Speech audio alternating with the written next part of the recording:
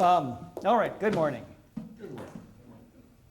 ECON 464, Math Econ. Gotta have that for the camera. Let's see. I'm gonna talk today, I'm gonna cover some of the material in the Lemoyne and Rudick paper. And this gets into some material that is, we're gonna be doing, that we'll talk about, I think, in the next lecture. Next lecture after this, I'm going to have you do chapter 10 of the Dixit book. We're going to skip for right now the stuff on uncertainty. And we're going to cover, so it'll be the maximum principle and optimal control theory. That's what they use in this paper.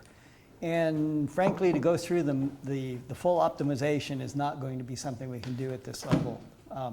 So how many of you have finished this paper? Everybody's read it now? How many have read it? Okay.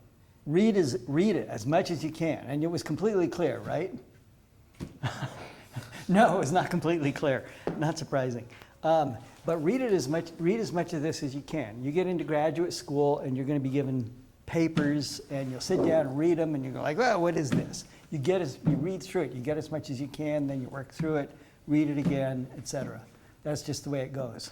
This is going to be, and this one is the hardest paper I've ever presented to any, or at least to any undergraduate class. And so if you don't get everything in it, if you got everything in it, you wouldn't belong in this class. Let's put it that way. You should be in a PhD program. Don't be surprised if some of this seems like mystical. Part of what I do is just going to be totally arm waving. I'll just say we're going to skip these some parts. But what we had talked about last time. This is, I see what I've done. Somehow my stapler didn't staple at all. I'm going to pick up, and last time I went through a discussion of how the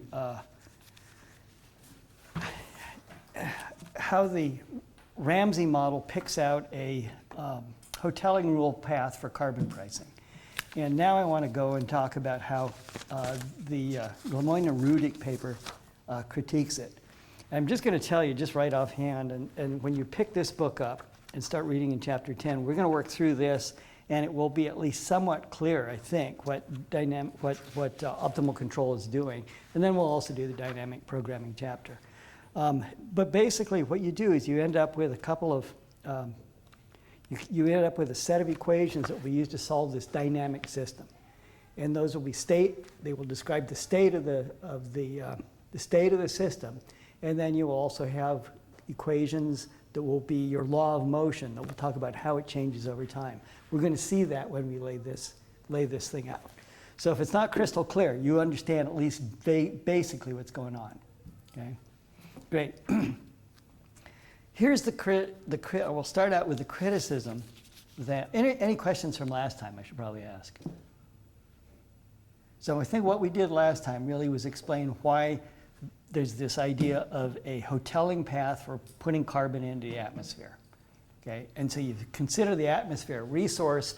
It's got a limit, it's constrained, it's a limit, and it's how much you can, instead of taking oil out, it's how much carbon you can put in without exceeding some level that will keep you, that is not acceptable, because then your warming goes beyond there. Well, the Lemoyne and Rudick paper says that, Lemoyne and Rudick's findings show that the hoteling path is wrong, because it is focused on the carbon stock and not on temperature. But nobody really cares about the carbon stock unless it has an effect on temperature. The only thing we really care about in this debate or this discussion is the temperature effect. But the temperature effect is not instantaneous. It doesn't happen like that as soon as you put carbon in. And that delay means that the path they've calculated is wrong. The least cost path for abatement, or for taking care of the problem, abatement, reducing carbon, has to take into account the fact that there's a delay in the occurrence of temperature, and that's what it will, and because of that delay, you get more economic growth, your discounting is affected, and also you then have the decay of the carbon over time before it's even had an effect. So let's see. They talk about these ideas. They lay out the whole hoteling trajectory and how that works. They cover that and treat the atmosphere as an exhaustible resource. I'm just going through the points here. They discuss the inertia. Let's see. So let's go ahead and just start out with the whole setting for the model. And so this is the setup for the model. And first thing we have is E, and that is carbon emissions.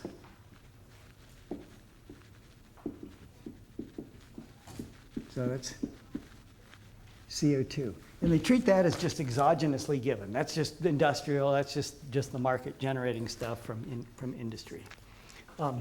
Our choice variable is AT, and that's abatement at time t. And that's what we're going to choose, the government in this case, designing tax policy to get that. Cost of abatement.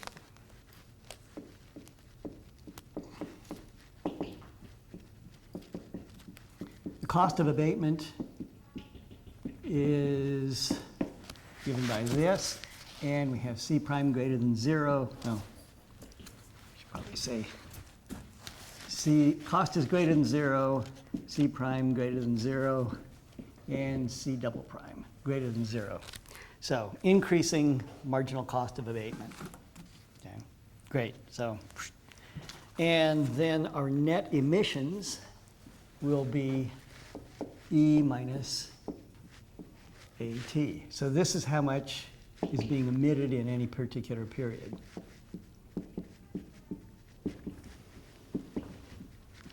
The difference between what we emit and what we somehow take out, maybe through policy. MT will be the atmospheric carbon stock.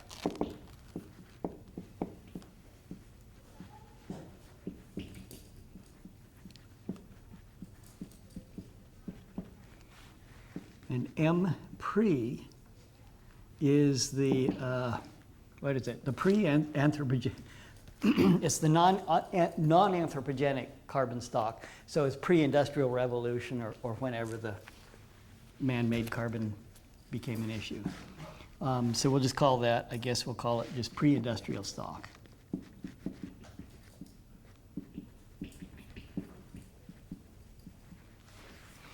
And delta will be the rate of decay.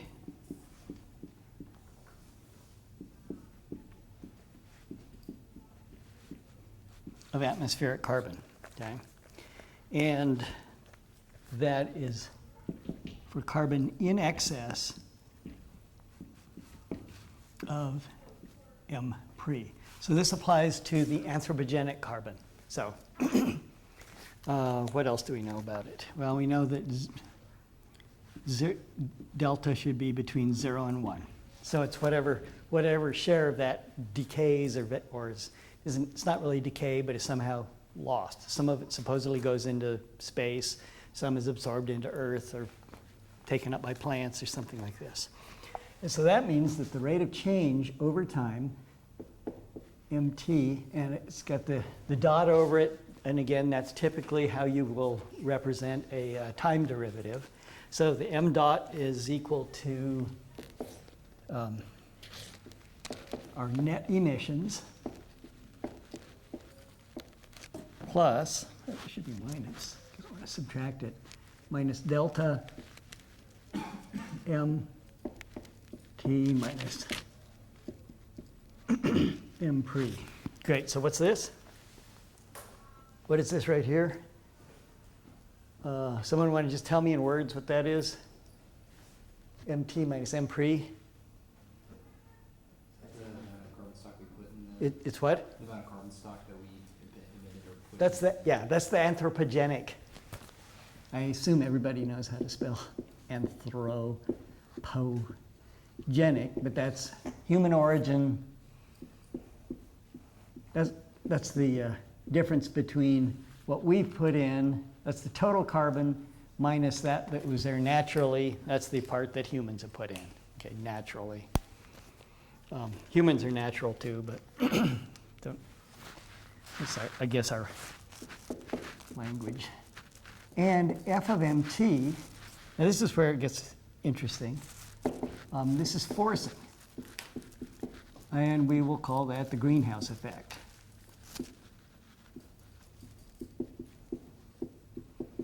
Okay, and we have F of mt is greater than 0, F prime greater than 0, and F double prime less than 0. Great. Increasing at a decreasing rate. Great. That is to say, this forcing, this greenhouse effect, increases with the amount of carbon, and it does so at a decreasing rate. And T is the target temperature that we have set as being our maximum tolerable. T bar, I should say.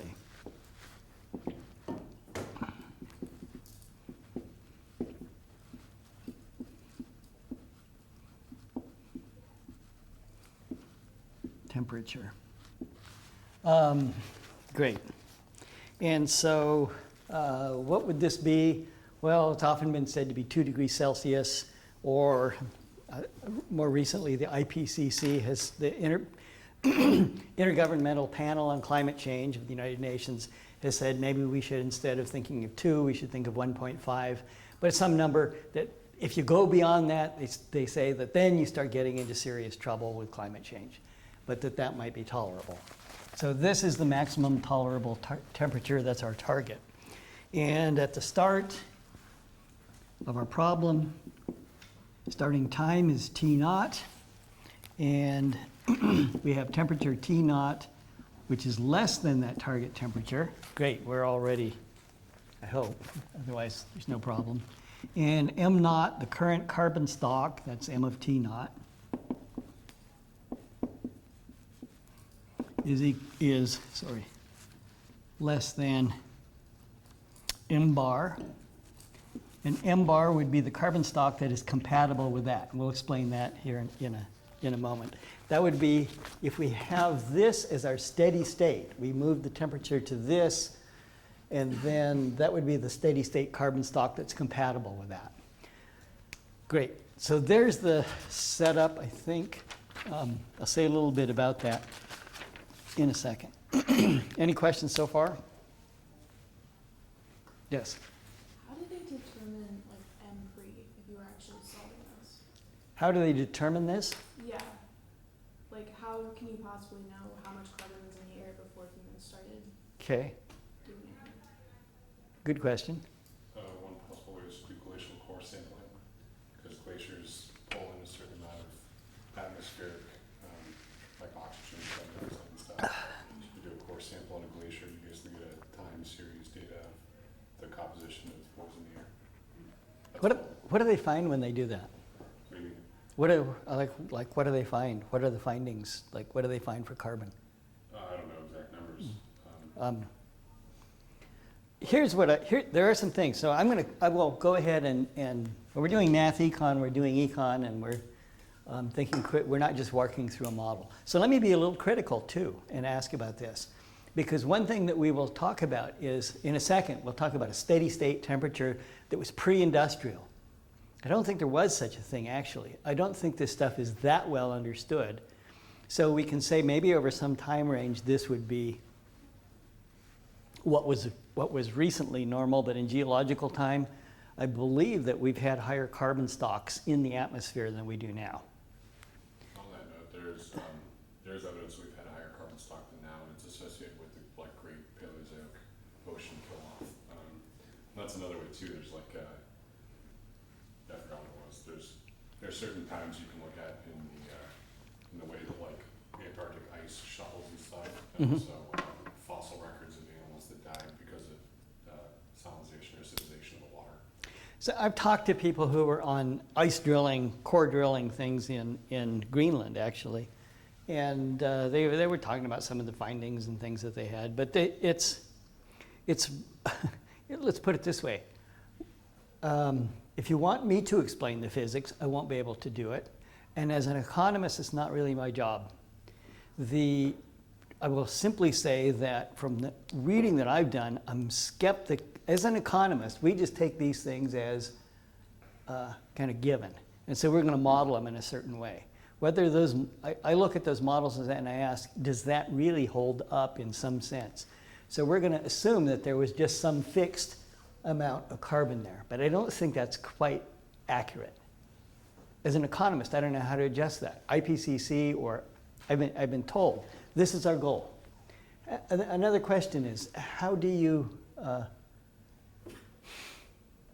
fix that? And we're going to bypass that. In fact, I've skipped a couple of steps here. Maybe I should not have done that.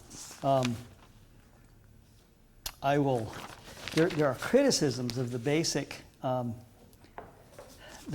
basic approach that has been done, and shoot, I really did. I had all my notes and everything was stapled together, and I kind of lost the staple in it somehow. Just a second.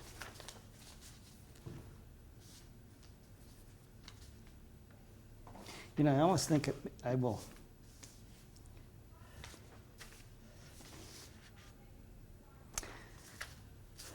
A couple of the criticisms, let me just grab this and tell you about these, are that have been leveled against the standard economic model, which calculates the hoteling story,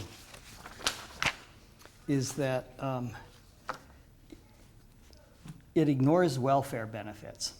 Okay, what we're doing, and the other one is that it ignores the endogeneity of growth and savings in the economies. Okay, fine. They say those. If we look at those effects, it's probably small.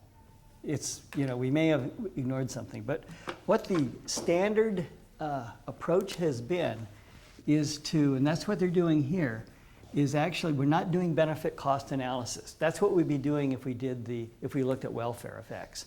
So instead of doing a comparison of benefits versus costs, we're doing least cost analysis. This is also called, in fact, technically it's called cost effectiveness analysis. And so maybe I should emphasize that.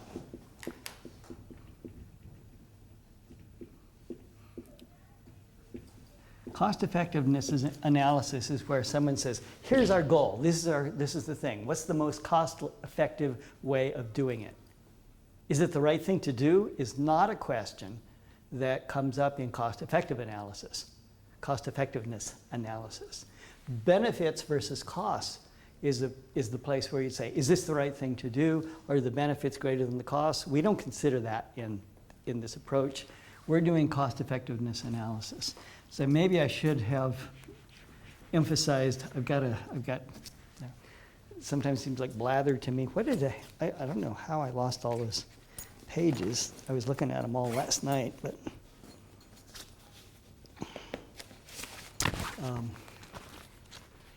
yeah, they didn't get mixed in with Malthus. That'd be a good place for them. So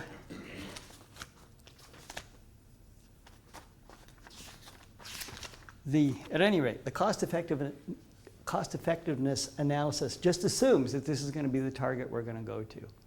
Okay? It also assumes that we're capable of doing that this is probably well enough understood that we can get to that. How do we know what that is? I don't know.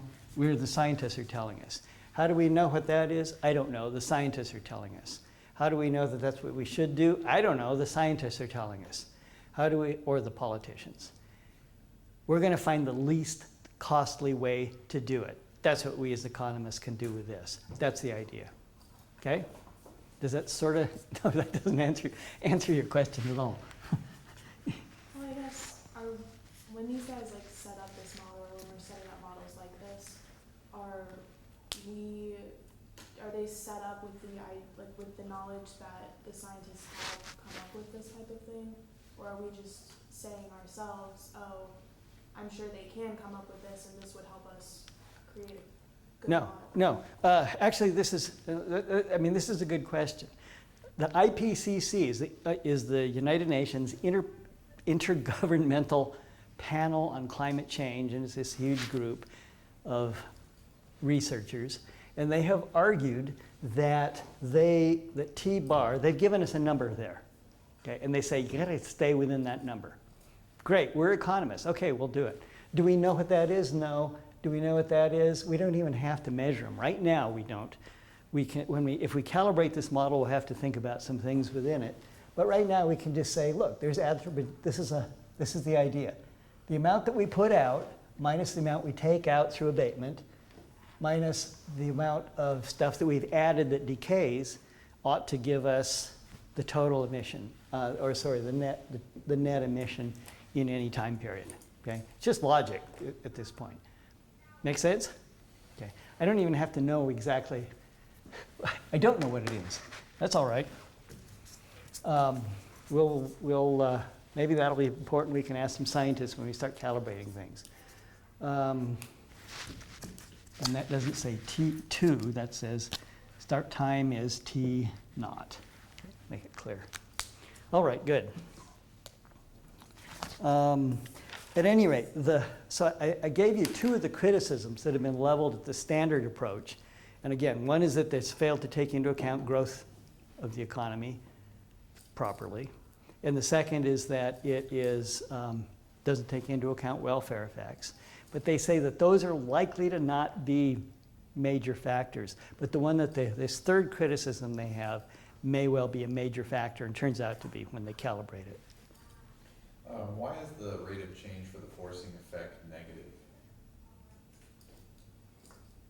Is that just another assumption we have to make? But generally I thought the scientists kind of say the rate of forcing change, effect that. escalates as the carbon stock increases. That is decrease. Yeah, I'm asking why that's negative. That. Yeah. Okay, what that's just telling us is that it's shaped like this. Yeah. Okay. Is there any intuitive reason for that, or No. do we just have to take it? Okay. There probably is from our physicists, but maybe it's just obvious. I have no idea. I don't know. I'm following what they say. I can see why you might have increasing costs. I can talk about that. I don't really understand this. Apparently, this is they're following modeling that has been done on temperature that is done by Nordhaus. This stuff has been around for a while, and it seems to be accepted. If I give it a guess, I would assume it's because there's some saturation of carbon in the atmosphere. And if you were to really simplify the whole thing, right, if you just had the Earth with some radiant ball of heat, past a certain point, the saturation in heat energy just means you're going to be radiating more heat out.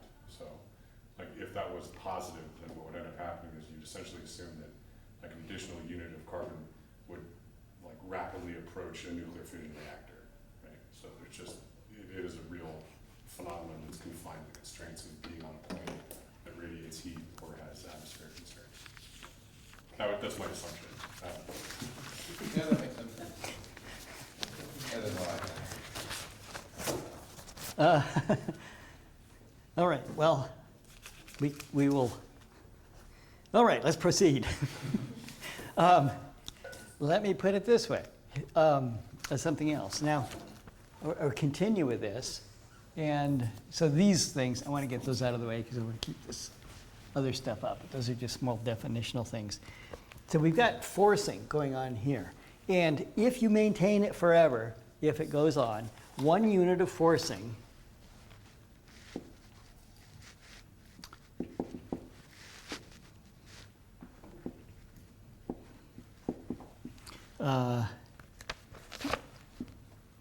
generates S units of warming.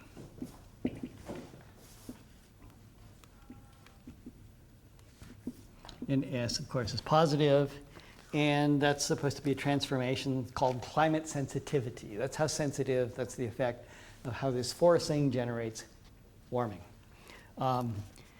it doesn't occur instantaneously. So let's clear all this and then start working over here.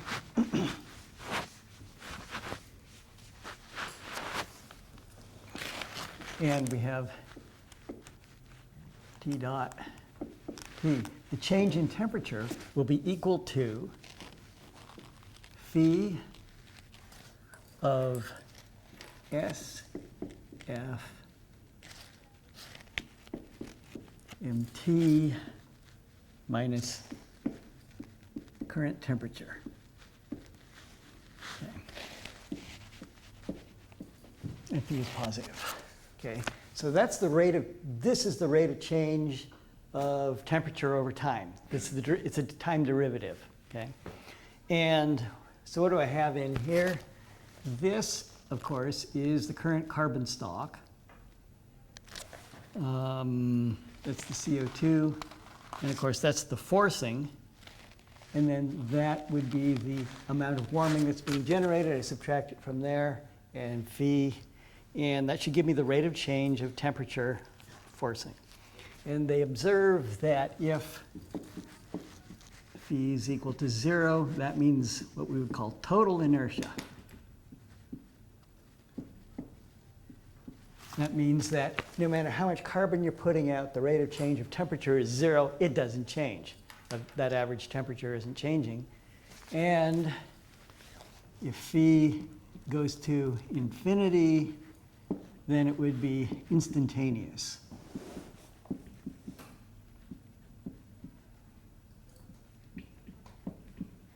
That is fully realized instantly. Well, phi will be somewhere between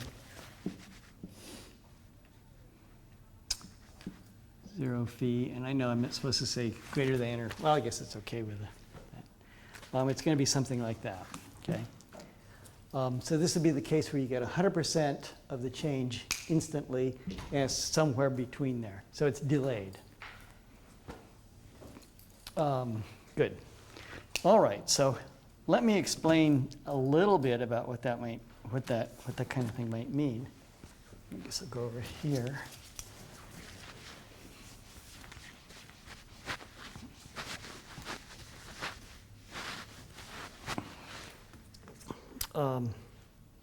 Suppose that we are pre-anthropogenic global warming. So this is before global warming has begun, human-based or whatever. Then we would know that we have the following. T dot T is equal to phi of S F of M pre minus T pre, where this is the average temperature, this is the pre-human carbon stock, and the whole story here for change. And that must be equal to, what would that be equal to? 0, right? Because there's no change at that point. We don't have global warming occurring yet. And that would mean that in this instance, S of and pre equals T pre. Yeah. Great. All right, so in other words, what we would call the natural greenhouse effect is setting our natural temperature, natural greenhouse effect, natural average temperature. Okay, great. Now, with anthropogenic global climate change, or global warming, then we would get a law of motion for temperature. Here, if we have anthropogenic global warming, then we can see that everything is driven entirely by the man-made components. I'll show that. And so we know that T dot T equals phi S F MT minus T. Okay. And I'm going to subtract from this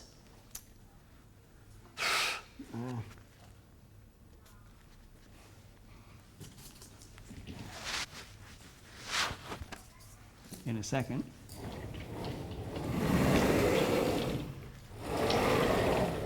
Through the magic of sliding boards, we'll now subtract and keep going on this line. Phi times this.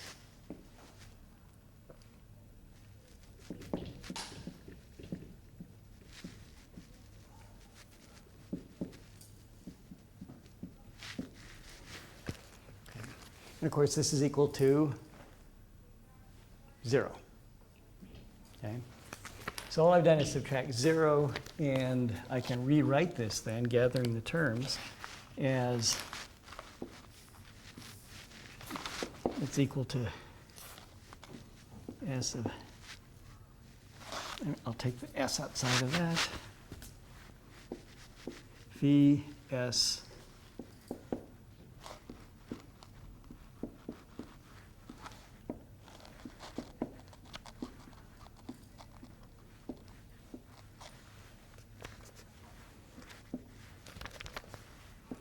plus phi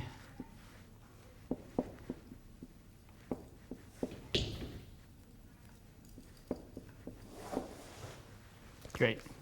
All right, so this is the anthropogenic component of forcing, the difference between what was there and what we have now, what we've added to it, and the force, that's the forcing, and then the difference between the temperatures here. And we'll note that that T, Tt is, of course, greater than T pre, okay? So we've subtracted out the anthropogenic component of temperature. Great, so that's what we get. So we can see that everything is being driven by, in temperature change, is being driven by the man-made component, okay? Great. All of this, as they point out, follows the Nordhaus work in modeling temperature, which is considered standard. So it's nothing that I guess is controversial. And so now they're going to take, given our starting date and our starting date, our starting carbon stock, and our starting temperature, and starting temperature, of course, is T naught. So we're starting here, and that's greater than T pre, and that's greater than M pre. And we're not yet at these, okay? So we're starting somewhere in the middle, and we're going to work to try to get a steady state solution that will leave us at this temperature. And so our objective, or our goal, is a steady state T dot phi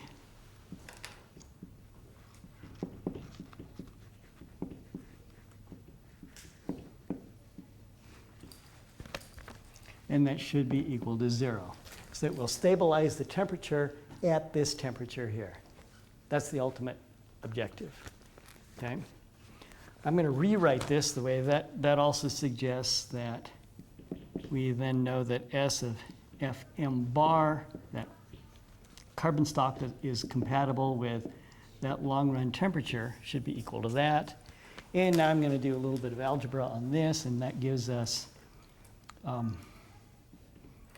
F of M bar equals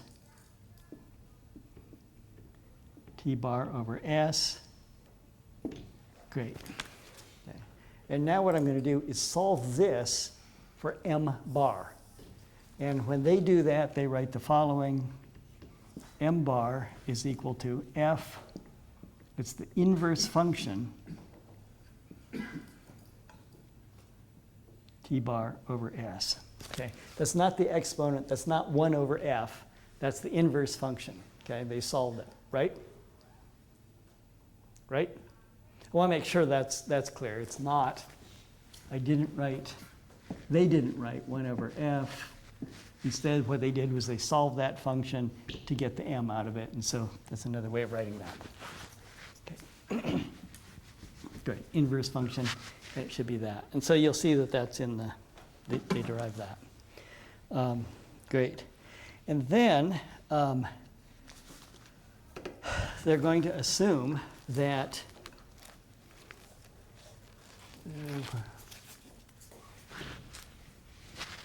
it's out. Our emissions will be greater than m bar minus m pre. Great. So that's the amount, of course, that we will, in steady state, be losing every period, right?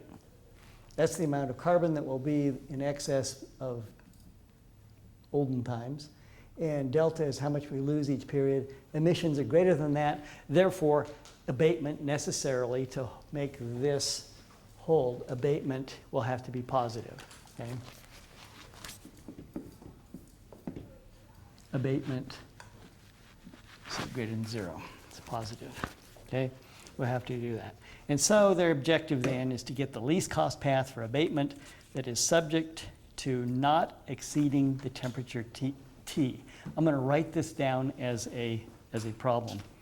And then what shall I do with it? We'll see. Okay. Questions so far?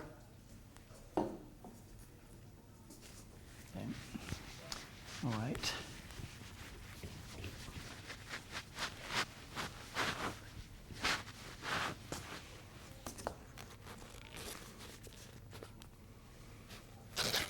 And so they set up the problem this way: choose abatement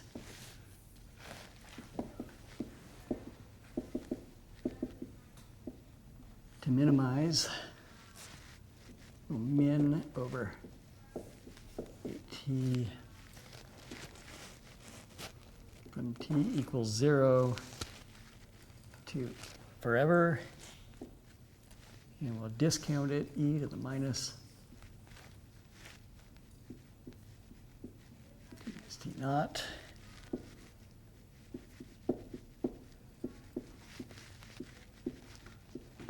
Minimize the cost.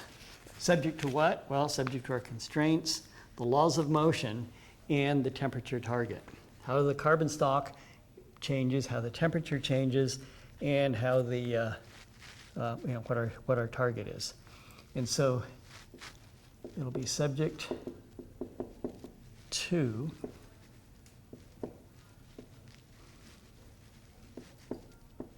law of motion for carbon, which is E equals, or E minus AT minus delta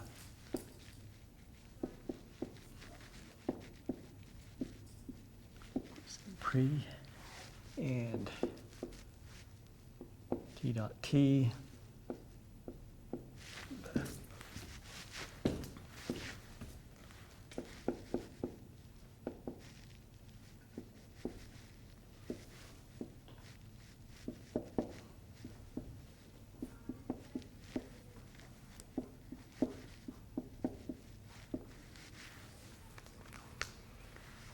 and temperature has to remain below our target, less than or equal to, and we have m dot and t dot given.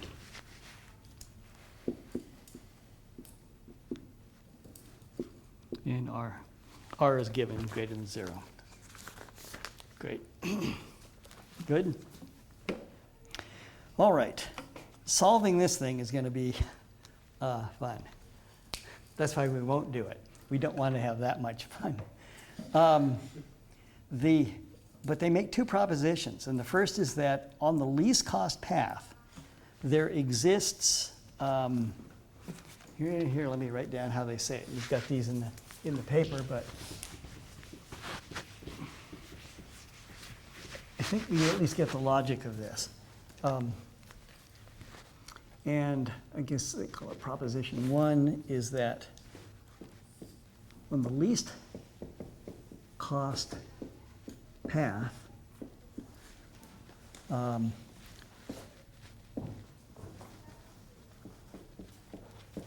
exists a period or a time Q such that m dot t less than or equal to 0 for all t greater than or equal to q, and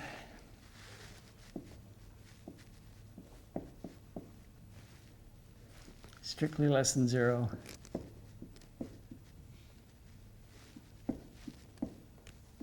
for something greater than or equal to q.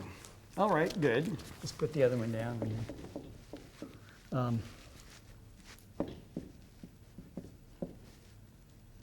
A path constrained by t bar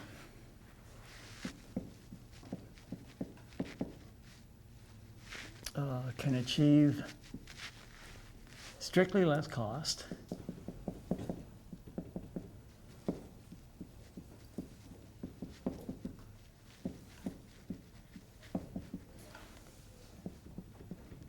than a path that is constrained by the corresponding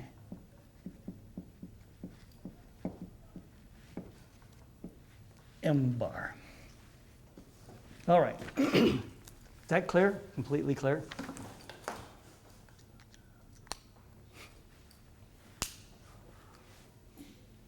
Yes? Can you explain? What does it mean?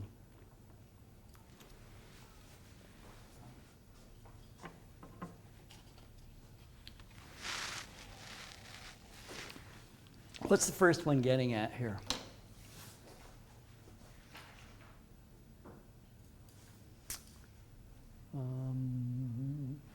What's happening if this is going on? What's it telling us? The level of carbon's going down. The carbon stock is shrinking, right? Carbon stock is shrinking. We know that we have a steady state target of m bar and a steady state of t bar. They calculate it this way, and this is with their setup here, which takes into account, which will limit us to puts that as the constraint, and does not put that as the constraint. That's what's missing, right? There's no constraint that we can't exceed m bar, right? Well, suppose that you could exceed m bar. You could produce more. That's the carbon stock that is compatible with that in a steady state, long run, time, over and over and over, given a certain level of abatement, right? Okay. Suppose that you could exceed that, okay? You're only worried about this, right? We never want to exceed that. So if we don't constrain ourselves to that, what they're saying is that because of the delay, because of the delay in the warming that comes from that, you could go above it, okay? As long as later on you drag your carbon stock down below m bar, right? Make sense? Those two statements seem to be saying the same thing. Which two? Like there exists a period Q such that change in carbon is less than or equal to 0 for all t is greater than Q, or t is greater than or equal to Q, and that there's, reduction in carbon for some t is greater than or equal to Q. Okay? For all of them, at some point you'll hit the steady state. Here's the idea. You're going to have we'll get back to this in a minute in the graphs. But let's say that this is m bar, okay? And you have your carbon increasing. If you set that the way that the typical integrated assessment model approach is done, using a hoteling approach for carbon, they have done this. Okay, we can't exceed the carbon that is compatible with a long-run steady-state temperature of T bar, and so we go up like this, and we go along here like this. Okay? And what they're saying is that that's expensive compared to something like this, maybe, right? You could go up above, but if you do, you're going to have to go down below to drag it at some point back down and then eventually So for all of them, after this point, there's Q, right? There's time, and there's carbon stock, right? So what that's telling us is that there's that red one is the hoteling path that people have talked about. But here, we've got this one, and at some point, you're going to drop, doesn't have to be the same point, but I made it that way. At some point Q, you're going to go down below. For some, it'll be strictly negative, right? And for all of them, it'll be less than or equal to, because eventually the carbon decay will take care of it, and then we didn't get all the warming that would have come from that high one there. If we left the carbon stock at that high level, why we would exceed this. But because of the delay in warming, we get up here and then we can drop back down. And their argument is going to be that way you get more economic growth in the early part, and you still have constrained yourself to follow that. Make sense? Okay. Logically, it makes a kind of sense. What else do they say? It will be strictly less cost than a path constrained by that. And I think I can,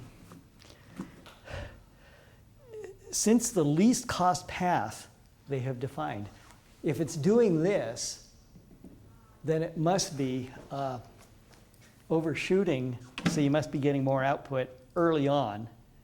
And so staying on this path must be more costly, right? Every time I put out a unit of carbon, I'm also getting GDP produced. That's the idea. So I'm picking up more output early on, and then I can drop down here, and then I go, right? It logically makes sense, I think, if you get what we're going on. All right, good. I hesitate to try to set up and talk about the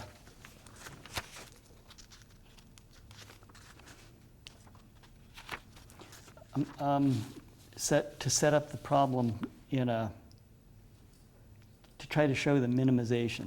I think I will skip that right now, maybe. Well, we can talk about it, but we're going to talk about this a little bit more when we get to chapter 10. I'm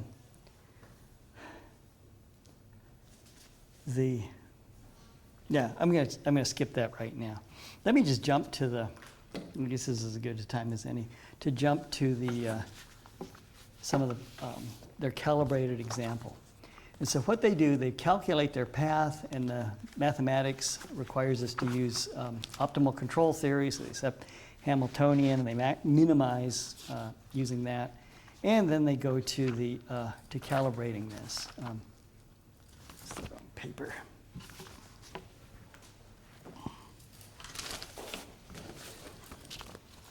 And so least cost policy, that's section 2. If you move to section 3, calibrated numerical example. So what they do is they take actual data and try to calibrate using what seem to be reasonable estimates of what the difference in cost would be between what the difference in cost would be between the hoteling model and the standard Nordhaus model and this approach. And if you look, do you have your paper? So pull it out and take a look at, this is on page 2955, and I'll kind of sketch this up here too. So let's put it this way.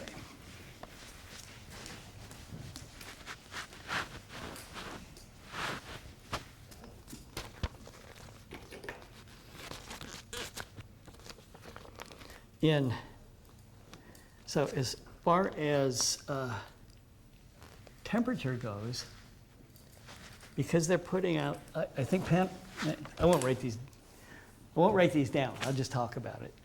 People watching the video can follow along.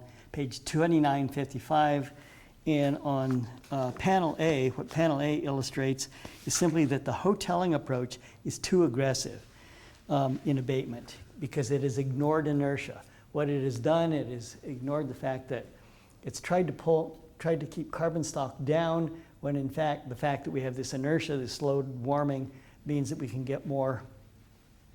It's not going to have a full effect, and they have not taken that into account. This inertia means we can overshoot. We can worry about abatement later. We can gain the growth now and then impose the abatement once we have the gains from production, from growth. So they compare the least cost versus hoteling in panel A. The least cost path is a lot less aggressive at first, and then afterwards it's a lot more aggressive once we've developed this additional output.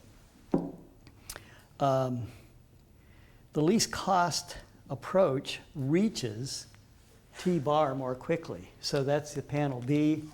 And in fact, I will draw that one if we look at time.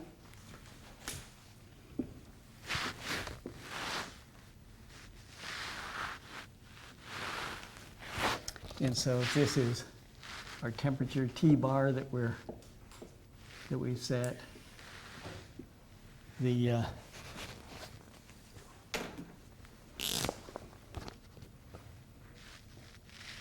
hoteling approach does something like this, approaches this way, whereas their least cost approach comes up something more like this, and then they cruise along here forever. Okay. Great. And that's because initially they have put out more carbon using this, and so you do get to the T-bar, to this sooner. And then you're going to pull that carbon stock low because you've gone up high, and so, but you've already got the warming set. The delay will take effect, but it comes in sooner. That make sense? No? Yes? Okay.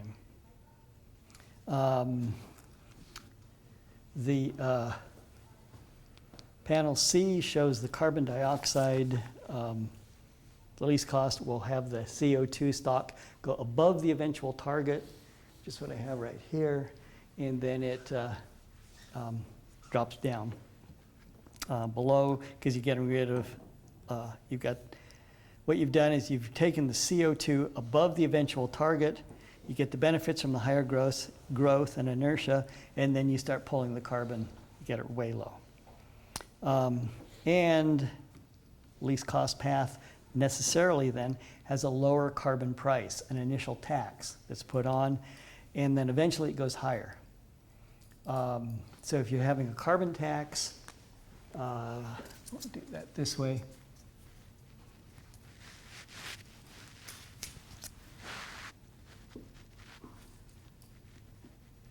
Carbon tax for the hoteling approach would be increasing, and they drop something like this. And should go up and then hit our equilibrium level. Whereas with this one, we will be lower, but then we come up and drop down here. Great.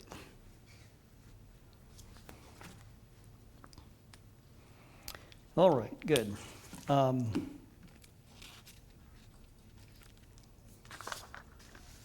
Okay. All right, and then they do a simulation with this, and they find that in one of their simulations, the hoteling approach costs $2.3 trillion more than their approach that they've calculated. Their least cost method is cheaper because it postpones abatement and it ultimately requires less abatement. Okay. The inertia will benefit us from decay, and the standard proposals that have ignored inertia will have to have more abatement than is necessary, and the policy will have to be implemented faster than is necessary. Okay, does that all make sense? Okay. Their conclusions are things like the following. We don't have just 10 years. That in fact, we have a lot of time. If you look at the time scales, that nobody serious believes that we have just 10 years. I know that was the Green New Deal argument, that we have to implement this in 10 or 12 years or we're done. But any serious discussion by scientists doesn't hold that, the 10-year thing. And this suggests that, in fact, something that many people often say, who are knowledgeable, is that, well, it's cheaper to act now rather than to put it off. And it turns out that that's probably not true, because it doesn't take into account, they haven't taken into account inertia and decay. And that one is commonly believed, and it suggests that that's probably not correct. Great. Yes? You know how we talked about with the fisheries, about whether we could be at the stable initial population or not with fish? Is there any consideration with this model if we're at a point where or at the future point would be at like an unstable equilibrium or a stable equilibrium, or where we're actually starting from is not what we actually think it is? Does that make any sense? No, I don't exactly. So, let's put it this way. What we're looking for is we're looking for an equilibrium. We're hoping to have an equilibrium like this, where T dot is equal to, what is it, phi of S F of M dot minus T bar, okay, equals 0, right? We're choosing a levels of abatement to get us to that. And when we get to this point, we're assuming that we have to, I skipped skip writing this down, but when we will have to have positive abatement. We're going to assume, they assume that just some fixed level of exogenously given pollution or emissions E, right? You'll have to adjust your abatement though according to that so that you get this. Maybe, I don't think I wrote that down, but I don't think I don't know if I've answered your question, but I think I'm getting at it. Okay, I just wondered if we miscalculate the initial level of carbon, and that leads to miscalculation of the time frame in which we can discount or structure our abatement levels to get the least cost path is all I wondered. Like how much, so if we how much range for error is there in that initial estimate or that? Like how big is, for example, like how big is S or how big is phi or something like that? Yeah. The margin for error in that in order to get that solution, or is it a relatively stable outcome? I don't know. That's a really good question. But again, you're asking a question that goes to the physicists and to the geophysicists. And you know, this to draw an analogy with fisheries. So supposing you're implementing ITQs. So an ITQ is an individually transferable quota, and what you do is you figure out what the fish population can support for harvest. You go to the biologist and ask them that, and then the economist takes over and says, we'll develop the ITQs. If the biologist goofed up and picked the wrong total allowable catch, and you could still overharvest, even with private property rights, even with ITQs. I guess if you don't know what these things are and you pick the wrong numbers, calibrate it wrong or something, this is not gonna, you're not gonna be able to know what the right amount of abatement is. Right. Okay, so how sensitive is that? I don't know. Now, something else about this is that, well, let's put it this way. Given what we as economists have been told, this is what we can do, okay? Have the physicists got it right? Well, I hope so. And if not, well, garbage in, garbage out, okay? Is this a better answer than just saying, well, I don't know, just do anything? Or we only have 10 years, and therefore we will implement. What's an alternative? What's an alternative to this kind of approach, I guess?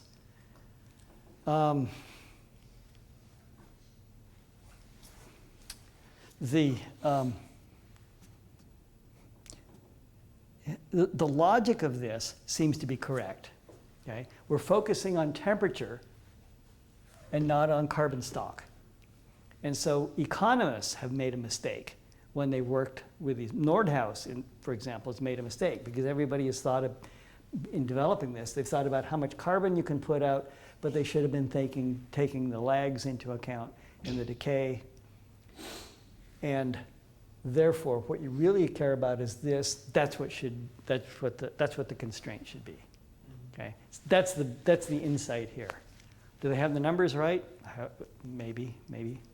But at least the logic here makes more sense. There's the argument that, well, we skipped over all these things we don't know. Sure, but we put in, this is better than just making something up, I guess, off the seat of our, just off the top of your head. There's also the argument for what is called the precautionary principle. The precautionary principle says, imagine the worst possible outcome, and basically what it says is, imagine the worst possible outcome, and then, try to make sure that doesn't happen.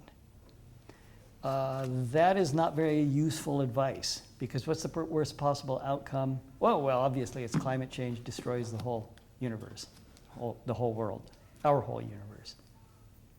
Shutting down the economy destroys our whole world too.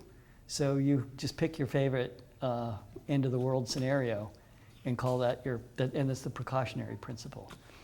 Cass Sunstein, who was Barack Obama's chief advisor on regulation, wrote a book on precautionary principle, calling it laws of fear. So that it's actually useless as a guideline, because it's just you pick whatever you're most scared of, or what you think is the worst outcome, and say we'll mitigate that. But there's no way to choose. It doesn't give you any real policy advice. It's just whatever you're scared of, effectively. His argument is pretty sophisticated, but it won't help us to say, well, and we better just do something really drastic, and we're going to end the use of fossil fuels in 10 years. You just kill a lot of people if you do that. You can't end the use of fossil fuels in 10 years.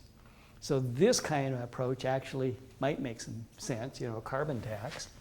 Well, the thing about let's put it this way. Let me say a few things. Their logic seems correct. They focused on temperature and not carbon.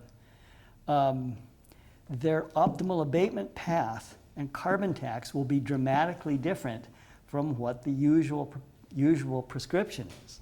Because they say postpone abatement, grow the economy, and then have an aggressive policy that everybody has also had time to prepare for. Okay? That's not exactly taken into account, but if you know what's coming, you can adapt to it more easily than if it suddenly sprung on you.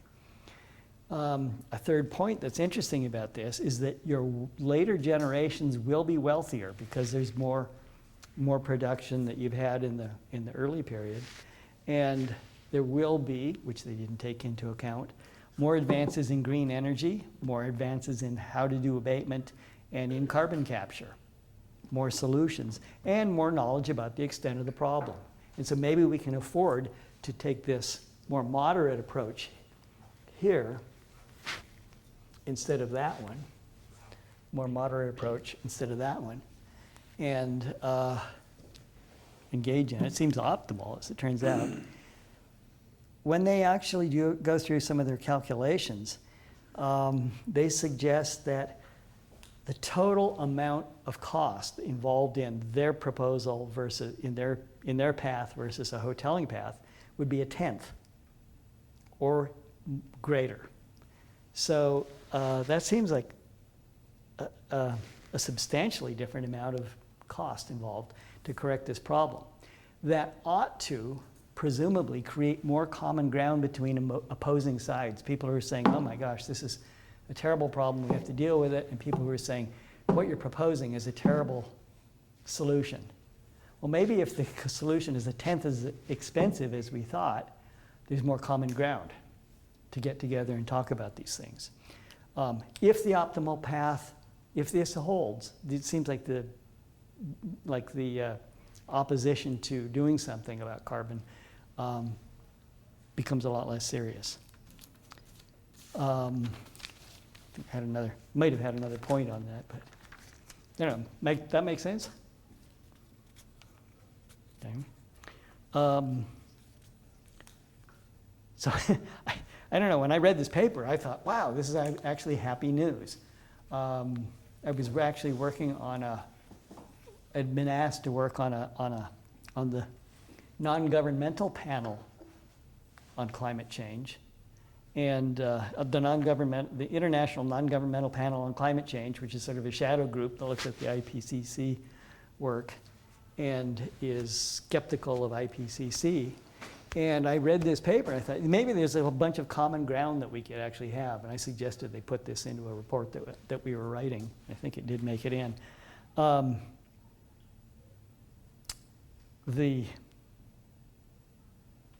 I don't know, any thoughts? The optimization that this requires, I don't think I will, well, we might come back and talk about it a little bit, but I'd much rather go through the discussion. I think when I presented this paper before, we had actually gone through the dynamics, but I thought this might be a good way to introduce dynamics, make you see why it might be useful, what it has to do. And I don't know if that's at all clear. Anyone have any thoughts about the common ground argument?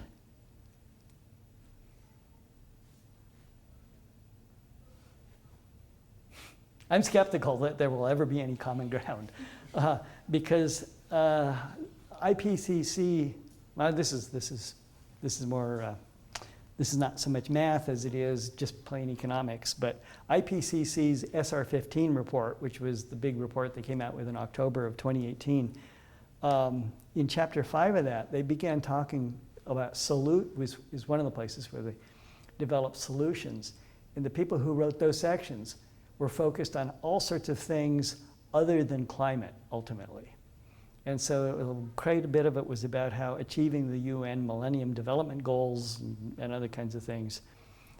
It revealed a lot of ulterior motives. It's sort of Green New Deal-ish stuff. And I think that there are all sorts of vested interests and rent and power seeking going on that take an issue like climate change and hijack it for their own purposes. And I think that's kind of what has happened with IPCC. Because they start talking about how governments need to it won't be enough to have a carbon tax, governments need to take control of finances and direct finance, and how there should probably be rethinking of what people's diets should be. There's actually a UN diet that has been developed. It's called the EAT, E-A-T, Lancet diet, which has been now promoted. Things like this, and so all kinds of other sort of social engineering things that appear in there that don't seem to have a great deal to do with climate. And the other thing is, I've had trouble explaining this model to you guys. Imagine me trying to explain it to Alexandra Ocasio-Cortez. I don't think that's going to work. So I'm not sure that policymakers are that excited about these kinds of things. I think many of them have ulterior motives, or it's just kind of the way that politics works. But at any rate, I thought it was an interesting paper, and maybe you got something out of it. Questions? Another thought popped into my head. If people are rational and foresee the future, the cost that they might have to endure, and decide to save more instead of spend, and therefore slow economic growth that leads to less economic developments and technological changes as a result of that, would that alter that? I know that might affect their consumption and reduce the amount of emissions as well, but would that play in any consideration to this model? Well, so this is a macroeconomic question. If you're saving, why isn't that translated into investment then? Right. And because I think that certainly in the long run it is. That's what I think. So it just changes the way that people are investing. Okay. So I don't see a macroeconomic argument that this would. I don't buy that kind of macro. Let's put it this way.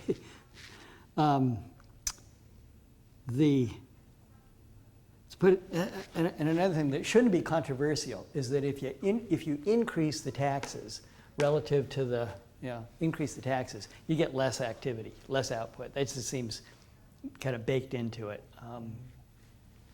And the faster the transition to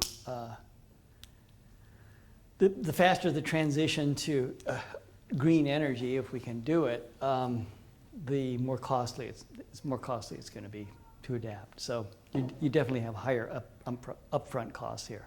What this does is reduce.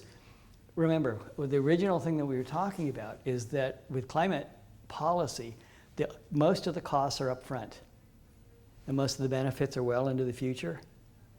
And so discounting is a big factor. And what this does is it shifts a bunch of the costs into it's another way of thinking about what's going on.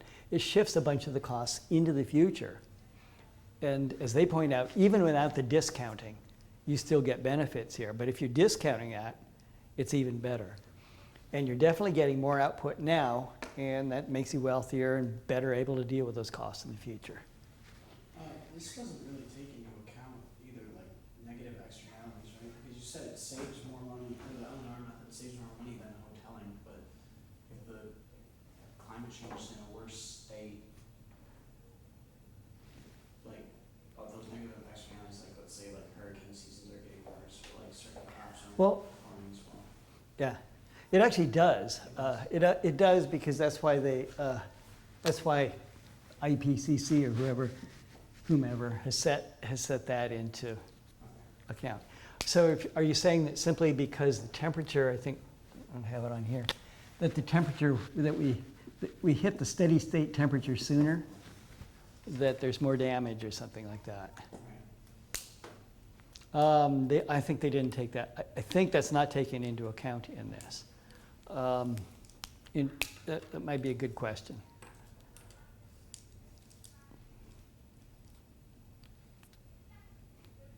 No, good? All right. So, excellent. Was this a useful paper to read, do you think? Okay. You couldn't do has anyone ever done any optimal control theory? Okay, we'll talk about it next time. It'll be less arm wavy than what we've just done, but it'll still be a touch on the arm wavy side. But I think he does a pretty good, Dixit does a pretty good job of presenting it here. So we'll go through that. Oh, I should also say that I think next time, the first thing we will do, maybe it's all we'll do, is, what was it that happened in here a few weeks ago? Oh, an exam. I think I'll hand back the exam. It's basically graded, and I do want to discuss it, so maybe we'll do that. Okay, great. See you.